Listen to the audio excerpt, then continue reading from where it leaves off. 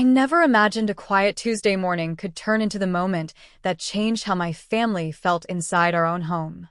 I'm a retired Army sergeant, the kind who believes rules matter, but so does restraint. My wife believes in kindness, neighbors, and keeping peace. We moved to this lakeside house because it promised exactly that. Calm water, familiar faces, no drama. At least, that's what we were sold. The property sits just outside a neat subdivision, close enough to share a road, far enough to avoid their association. I checked the paperwork twice before buying. No HOA dues. No covenants. No board meetings. Just a deed, a mailbox, and a driveway that belonged to us. For months, life stayed simple. Morning coffee on the porch. Evening walks by the water. My wife tending her flowers like they were part of the family. The first sign of trouble came as a clipboard, not a threat. A pair of HOA enforcers stopped by while I was out running errands. According to my wife, they spoke fast and firm, like they were used to compliance. They told her the boat cover violated community standards. She tried to explain we weren't members. They laughed, said everyone nearby was under their authority, and promised they'd handle it. She called me, confused but calm, trusting adults would act reasonably. I drove home irritated, but still hopeful. I'd dealt with bureaucracy before. This felt like a misunderstanding. I drafted an email with scanned documents, highlighted clauses, and polite language. I hit send and expected silence or an apology. Instead, the visits continued. Notes appeared on our door. Photos were taken from the road. Neighbors I'd waved to for months suddenly avoided eye contact. My wife tried to smooth things over. She baked cookies. She smiled. She explained, again, that we weren't part of their rules. The enforcers grew sharper. Their tone hardened. They spoke over her, stepped closer, and dismissed her words like noise. I told her to stop engaging, to wait until I was present. Still, I never believed it would turn physical. That belief shattered when I came home early and found her shaken, holding an ice pack to her cheek. Her voice trembled as she said the word punched. According to her, she'd asked them to leave. One of them shoved past her. When she blocked the door, he swung. No warning. No hesitation. Just force. In that instant, the calm life we built collapsed, and something old and controlled inside me woke up, fully aware and done waiting. I sat with her at the kitchen table, listening, breathing slow, cataloging details the way training taught me. Time. Faces. Words used. I reminded myself this was our home, not a battlefield, and that the next move mattered more than anger. Outside, the lake stayed glassy, indifferent. Inside, our sense of safety leaked away. I told my wife we would document everything, call a lawyer, and demand accountability. She nodded, trusting me, even as fear lingered behind her eyes.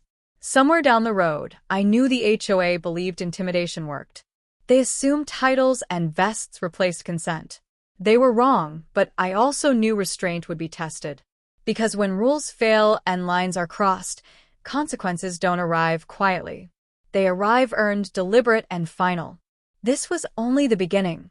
A pause before choices hardened and witnesses gathered, before authority met limits, and before a quiet veteran decided patience had done its job. The morning ended, but the story had started, and it would not stay contained for anyone involved that day. The next morning began with a knock that felt heavier than it should have. Not loud, not aggressive, just confident, like whoever stood outside believed the door would open for them automatically.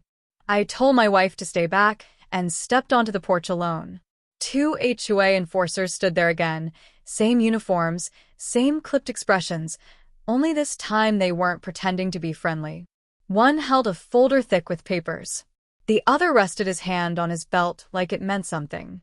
They spoke first, accusing us of assault, claiming my wife had provoked them, insisting their actions were justified under community enforcement authority. I listened without interrupting, letting them talk themselves deeper into a hole. When they finished, I calmly told them to leave our property and never return. I reminded them, clearly and slowly, that we were not members of their association, and that any further contact would go through our attorney. They laughed. Not nervously, not awkwardly. They laughed like men used to pushing until people folded. One of them said paperwork could be fixed. Another said compliance was easier than resistance. Then they took photos of my house again, deliberately slow, like a warning. I stepped forward and repeated myself, louder this time. Leave. Now. Instead of leaving, they stepped closer. Too close. One of them pointed at my chest and said veterans didn't scare them. That sentence flipped a switch. Not rage. Focus. The kind that narrows your vision and sharpens your hearing. I told them, for the third time, to get off my land. This time, neighbors had started to notice. Curtains moved. Doors cracked open. Phones appeared. The enforcers finally backed off, but not before promising consequences. That afternoon, we received 3 violation notices taped to our mailbox. Each one listed fines, deadlines, and threats of liens. None referenced a covenant we had signed. None included legal authority. It was intimidation dressed up as procedure. I spent the rest of the day on the phone. First, the sheriff's office, filing a report for assault. Then, a lawyer recommended by a fellow veteran. He listened quietly, then asked for copies of everything. Deed, surveys, photos, medical records. When I told him the HOA was claiming jurisdiction anyway, he sighed and said, "They do this until someone stops them." Meanwhile, the HOA escalated. A tow truck circled our driveway but didn't enter, taking photos instead. A board member emailed demanding an emergency compliance meeting. Another letter appeared threatening court action. They were trying to overwhelm us, betting stress would force submission. My wife felt it immediately. She stopped sitting on the porch. She jumped at noises. She kept apologizing, like this was her fault. That night, I sat with her and explained the plan. No more direct contact. Everything documented. Cameras installed. Lawyer handling communication. I promised her no one would lay a hand on her again without consequences. She believed me, but fear doesn't disappear on command.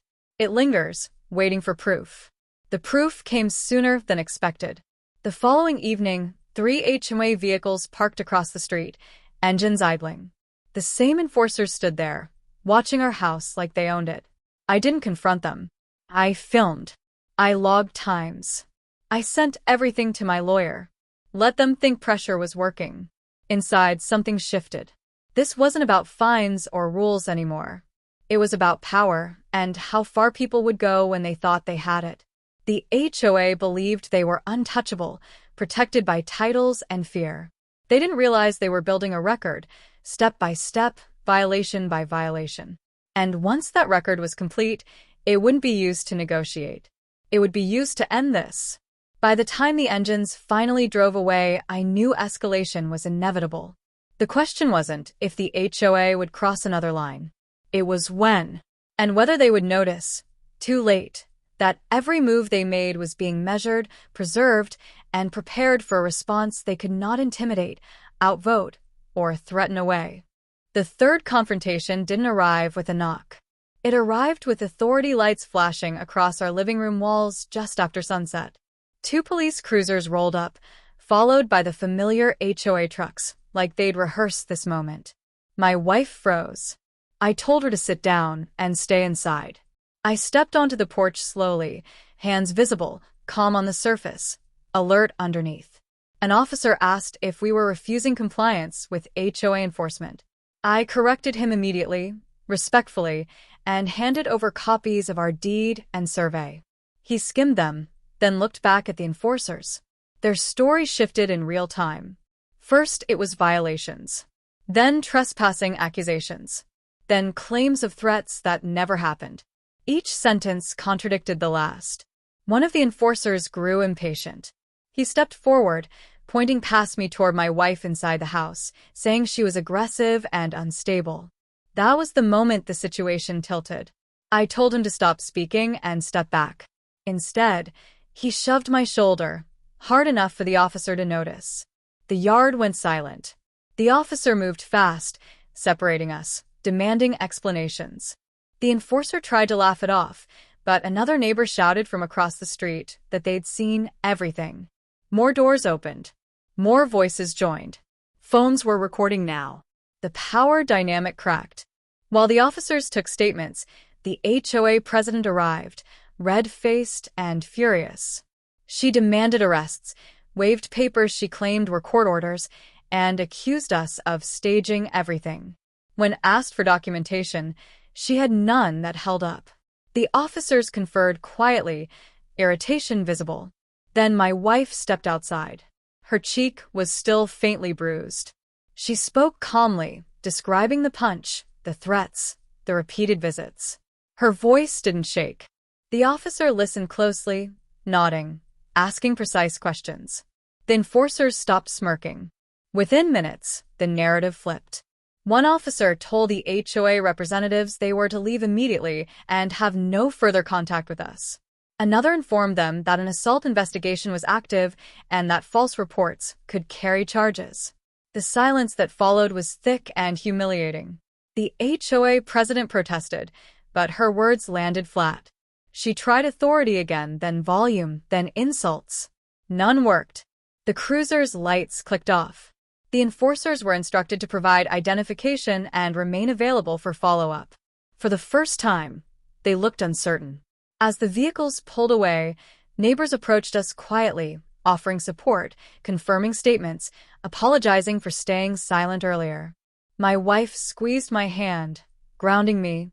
I felt the familiar urge to pursue, to finish it immediately, but discipline held.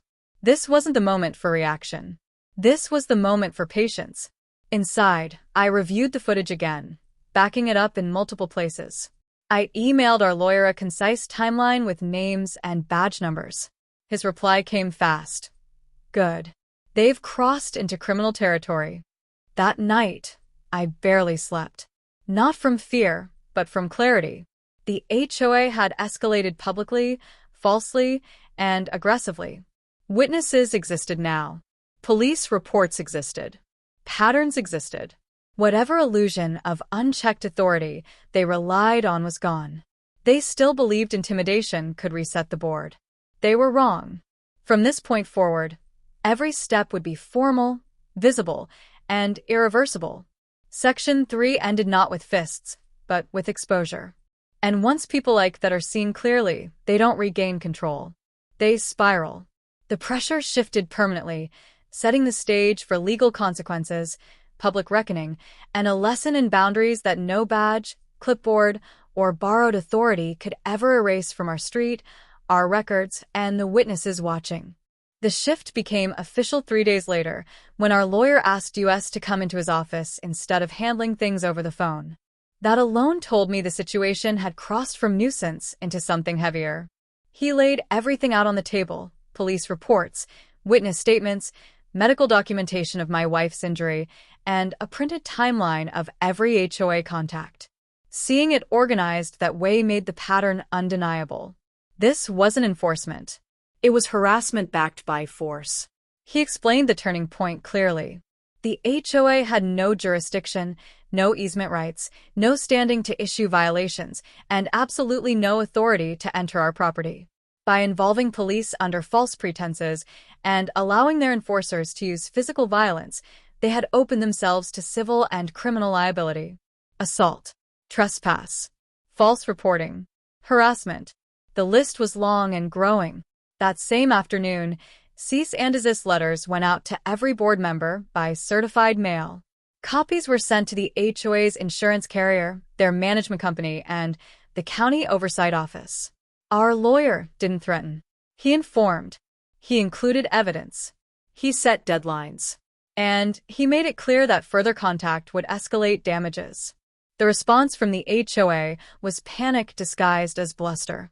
Emails poured in, contradicting one another. One board member claimed ignorance. Another insisted the enforcers were independent contractors. The president accused us of exaggeration, then demanded mediation, then retracted everything. Their unity collapsed under scrutiny. Meanwhile, the sheriff's office followed up. Detectives interviewed neighbors, reviewed footage, and requested statements from the enforcers. One failed to appear. Another lawyered up immediately. The tone shifted from confident to defensive almost overnight. Then came the reveal the HOA never expected. Our lawyer uncovered prior complaints, similar intimidation tactics used against other homeowners near the boundary. Most had paid fines or moved away rather than fight. None had involved police reports or injuries before. That history turned our case from isolated incident into pattern of abuse. The county took interest. So, did the HOA's insure? Coverage questions arose. Suddenly, the board faced the possibility of personal liability. Emergency meetings were called. Resignations whispered about. The same people who once stood on our lawn issuing threats now scrambled behind closed doors. At home, my wife slowly reclaimed her routine. She stepped back onto the porch. She tended her flowers again. Cameras remained, but fear loosened its grip. Each official letter, each documented consequence, rebuilt what had been taken from her that day. The final blow landed quietly. The HOA's legal counsel sent a notice acknowledging lack of authority over our property and confirming all fines voided. It wasn't an apology. It was a retreat, but it was written, signed, and permanent. Our lawyer smiled when he read it. "They're trying to stop the bleeding," he said. "It won't, because the assault case continued. Because civil filings were already drafted. Because public records don't disappear just because someone wants peace now." The HOA had mistaken restraint for weakness. They had mistaken my silence for surrender. They had mistaken my wife's kindness for permission. The turning point wasn't violence. It was exposure. Once light hit their actions, everything they relied on collapsed. Authority, fear, silence. What came next wouldn't be loud or dramatic. It would be methodical, legal, and final. By the end of that week, the HOA no longer knocked. They no longer watched from across the street. They no longer sent letters. They waited. And waiting for people like that is the most terrifying position of all because they know what's coming and they know they earned it. The end didn't come with sirens or shouting. It arrived months later in envelopes stamped with seals, in courtrooms that smelled like old paper and consequences, and in faces that could no longer pretend confidence. The assault charges moved forward first. One enforcer pled down. The other fought it and lost. Neither wore a uniform again. Their names entered public record beside words they never expected to answer for. The civil case followed, slower but heavier. Depositions exposed emails, internal messages, and directives that confirmed what we already knew. The board had encouraged aggressive tactics. They had ignored warnings. They had treated fear like a management tool. Sitting across from them, I watched the realization settle in. This wasn't something they could vote away. The HOA's insurance carrier withdrew coverage, citing willful misconduct. That single decision cracked everything open. Legal fees became personal. Board members resigned one by one, some quietly, others in anger. The president lasted longest, clinging to authority until the final hearing, when the judge addressed her directly and explained liability in terms that needed no translation. Her expression collapsed. Authority evaporated. The ruling was decisive. Damages awarded. Injunctions issued. Permanent restrictions placed on the HOA's reach near our property. Mandatory policy changes ordered. Training requirements imposed. What had once been a neighborhood power structure shrank into compliance and caution. Neighbors who had stayed silent before began stopping by. Some apologized. Some shared stories of intimidation they'd never reported. A few thanked my wife directly, telling her courage had changed things. She listened, nodded, and returned to her garden. Healing didn't require speeches. The lake stayed calm through it all. Seasons passed. The porch filled with light again. Cameras remained, but they became background, not shields. My wife laughed more. She slept better. Safety returned not because danger vanished, but because accountability replaced it. One afternoon, a letter arrived from the HOA's new board. Short. Formal. It acknowledged boundaries, apologized for prior actions, and confirmed no further contact. We filed it away. Closure doesn't always feel dramatic. Sometimes it feels quiet. I never celebrated what happened. Violence isn't victory. Control isn't strength. What mattered was this. Lines were drawn, crossed, and enforced properly. Authority was put back where it belonged, inside law, not ego. My service taught me that discipline isn't about force. It's about knowing when to act and when to let systems do their work. The street changed after that. Enforcers didn't linger. Boards didn't bluff. People asked questions before complying. Fear lost its efficiency. All because one moment crossed too far and someone refused to absorb it quietly. My wife still flinches sometimes when unexpected knocks come. Trauma doesn't erase on a schedule. But she also stands taller now. She knows her voice mattered, that it still does. As for me, I learned something too. Patience isn't infinite. It's strategic. And when it ends, what follows doesn't have to be rage. It can be precision. The HOA thought intimidation created order. They learned accountability creates peace.